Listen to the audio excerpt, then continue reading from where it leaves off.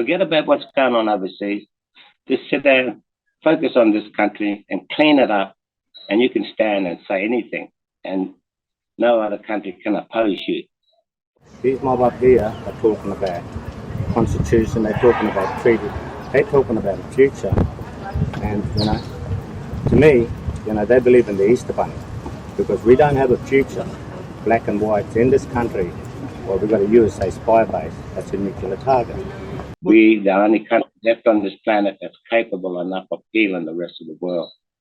It's like we're constantly dealing with this question of black and white in Australia and what we are as a nation, and then we're already involved in this war in Ukraine, and what is Australia if our interest is the Ukraine? Well, I think Australia want to fix up its own backyard. That's what Dreaming Australia is all about. For us, we can't do anything about what's going on overseas, except unite as a nation here for all Australians, black and white, to come together as a nation and say enough's enough, and through that process of coming together, we can set an example to the rest of the world that you can be a nation without war. Yeah. If we don't do something, we're going to end up on the back foot. This country is going to be riddled with all sorts of atrocities. And you can kiss whatever freedom you have or you think of. You can kiss it goodbye. And it's not impossible. It's really easy to do it. You fought for a long time around Pine Gap facility down there, the American military base, and the world is on the edge of some kind of a nuclear war. Any thoughts on Australia's position in that, Chris? I think Australia doesn't have a say whether it goes to war or not, because once America goes to war, they start playing around with Russia and the likes, nuclear countries. You can bet your bottom dollar that Pine Gap will be a target. It's been banned. Do you really want to go to war? Do you really want nuclear bombs dropped on this country? That's a question that Australians have got to really ask themselves. I don't think any Australians want to go to war or sacrifice their kids for the good of America. We've had the death of the Queen recently, and we're now looking at King Charles the Third becoming sovereign of Australia. There's controversy inside the Indigenous political world on this, right? So we had Lydia Thorpe move into the Senate for Victoria, and she refused to take the oath to the Queen at the time, and then there was the follow-up senator from Alice Springs, but she went in to the Parliament and sort of fell all over the Queen and couldn't praise her highly enough. Do you have a position on on this Queen and this King, and understand where these two women are coming from? Look, I'm probably just as confused as most Australians are on that. But it's all about the monarchy, and if you want to be ruled under that, do you want to really be free people in this country? Do you want to have control? To control the country is to control the future of the next generation to come. So it's important that Australians realise that country comes first, because if you don't have country, where are you going to go? There's no plan B. So it's getting serious. The seriousness of it is really hard to gravitate or to get out there, but it is. We are sitting back dormant, letting our freedom slip by us. It's like a running river of freedom just going down the drain and being bottled up by these Yankees and these and the Vatican as well. They are answerable for a lot of the atrocities that are taking place, and no one can see them. Australia is slowly being eaten up by greed, by corporate greed. Everybody knows that this country is. Just realising that tons and tons, hundreds of thousands of tons of earth gets moved out of this country every year. And for that to continue on, it's going to drain the resources, drain everything out of this country, and you'll have nothing but your past to bloody curse yourself about. And why? What question yourself now? You could do something right now. You don't have to wait till 5 years to do something when you can't. Do it while you can. And when you engage more with Dreaming Australia, you see that it is possible to overcome this greed that's in this country and walk as free people in this country. And the whole objective, if we can do it, then we can set a ripple across the planet that all countries can walk in peace. And that Australia has to be that example in the big pick of everything. We, the only country left on this planet that's capable enough of healing the rest of the world through a natural process of unity. Well, shouldn't we be pleased then, Chris, that we've got treaty negotiations going on with the Victorian Greens Party and the Labor government here? And I think the Northern Territory government are working through treaty with... You've got to understand where this treaty is coming from. If it's done through a process of truth-telling, where people understand and know the truth, like I heard the treaties in the past, a lot of them from American with the Indians there, with the USA, the good old USA treaties with the Indians.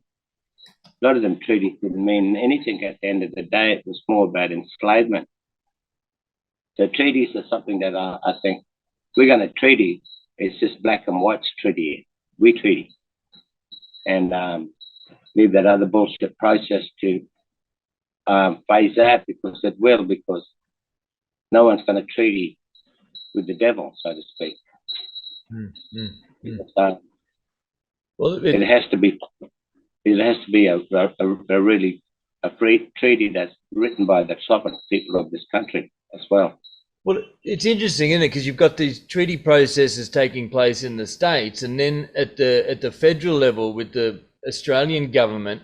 I mean, we were out there about 10 years ago at Uluru, where they conducted this constitutional recognition proposal, and now this has come around again, and they've jumped on with a voice for Parliament that they're calling it. One of the problems I see with it is that the way that the Prime Minister has proposed it is he wants to give the current Parliament the powers to tell this voice what it can and can't do.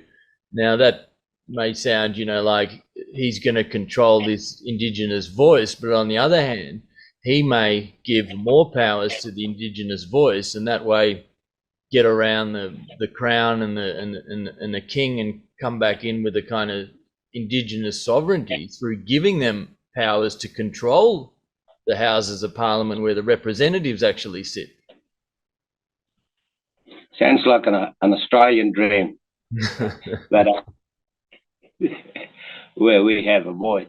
Well, the voice and that come out of NATO festivity a year or two ago, a few years back, where they had the voice, treaty, truth.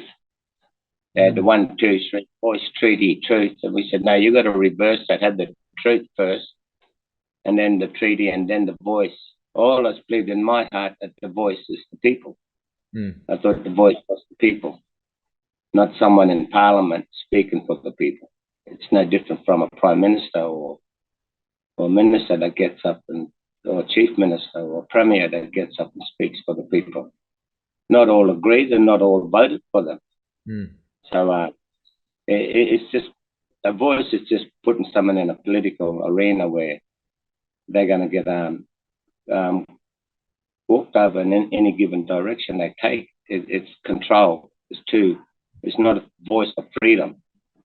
It's the voice of a corporate control. That voice won't have the grants that it should have. I don't believe that voice will really speak for the hearts of Australians and the people. Well, it has to be the people at the end of the day. And we get up and talk. The voice has told us that we do not negotiate with you because we do not wish to have our country destroyed. We don't wish to engage in a war just because you want to go war. This is what's happening in this country. It's been led on. And it's like sheep following the shepherd, The so-called shepherds of mass destruction are leading people into saying it's okay if we go to war because it's good for you, Well, there's a lot of Indigenous, grassroots leaders, Chris, have been very opposed to the Parliament and modes of representation getting into Parliament. But you yourself have stood for the Northern Territory state election there last year or the year before, and I know you also been offered to stand for the town councils. I mean, how do you reconcile that, people not wanting to be represented by the Australian government and your interest in going into those forums? Well, I see it as a good platform where I can get a bigger platform and a bigger venues to express and explain to people that I'll go in as a person that listens to the people. Your voice is important to me, and I'll represent the people and the country they walk on, not the corporate way where you go into politics and you toe the party line and you just have to do what you're told. Then how can you represent your constituents if you're doing what you're told once you're in there? I want to break that open and let the people know that they have control. The people have the power to be able to determine what's right and wrong in this country, not just one person. Well, you got we talk because we're from our heart, because we know old stories back when things was beautiful, when things was perfect. We know we can relate to that. It hasn't been too long ago that a lot of this atrocities destroyed a lot of that, but we still hold ground there, and that's where we speak from those beautiful past that we have, and trying to make it beautiful again in the future. And we know that it's possible because people are, whether they like it or not, people are waking up. And what freaks me out a lot is that people are going on, look what's happening overseas, look what's happening there, they're invading this country. They've got to clean up the mess in this country to be able to do anything overseas. Forget about what's going on overseas. Just sit there, focus on this country and clean it up, and you can stand and say anything, and no other country can oppose you for what you say if you can stand up and clean up your backyard here. That's all we